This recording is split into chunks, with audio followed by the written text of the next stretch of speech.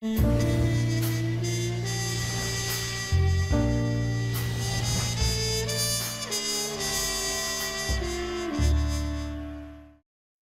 back. I'm Eddie Muller.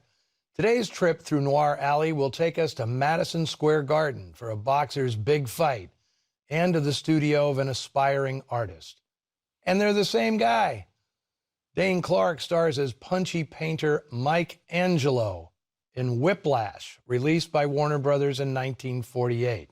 This is what I call a kitchen sink noir, not to be confused with British kitchen sink dramas of the late 50s. I call it that because the screenwriters throw in a bit of everything, including the proverbial kitchen sink. What results is a kind of cross between Out of the Past and Body and Soul. If that's hard to figure, imagine what writing it must have been like. The body and soul analogy is right on the button.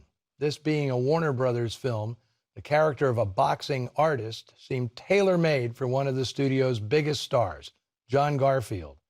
In 1946, he'd played a street kid with the soul of an artist in Humoresque, made just before the studio loaned him to MGM for The Postman Always Rings Twice, one of the landmarks of the film noir movement. After that, Garfield formed his own company, Enterprise Productions, which had its biggest and only hit with the 1947 boxing classic Body and Soul. Warner execs stewed at seeing one of their contract players achieve success on his own. So Whiplash feels like a clapback, especially as it stars Dane Clark, who'd been given a contract, at least partially, to keep the restless Garfield in line. Not that Clark and Garfield weren't pals.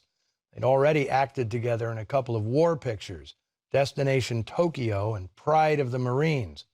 They were both New Yorkers, and they'd worked together at the Group Theater in the 1930s.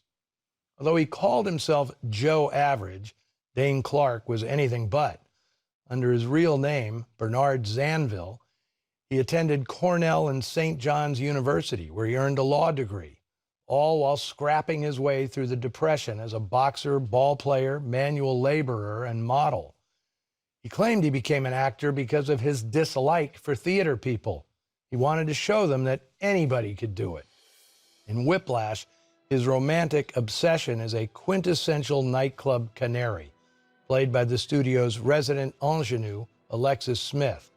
She's got a big old chip on her shoulder because she's trapped in a tangled web with a fight promoter played by the ubiquitous Zachary Scott.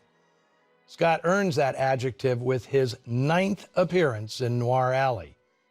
He was so overworked with these kinds of roles, the producers decided to give Scott a break, putting his character in a wheelchair so Scott could do the whole thing sitting down. The film features an extensive cast of supporting players from the Warner stable, but 3 are standouts.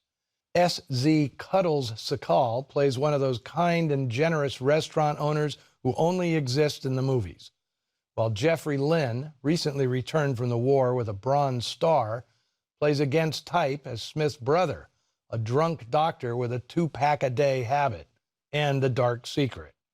Best of all, of course, is the studio's MVP, Eve Arden, on hand to do what she always does, perk up a picture with snappy wisecracks, something she did better than anybody.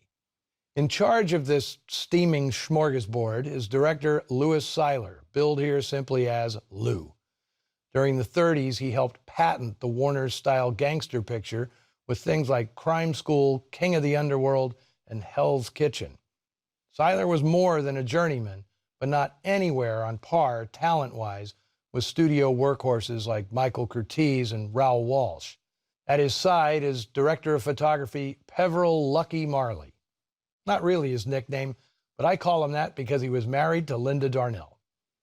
Okay, brace yourself. This movie has so much plot stuffed into its 91 minutes that keeping track of it all might just give you whiplash.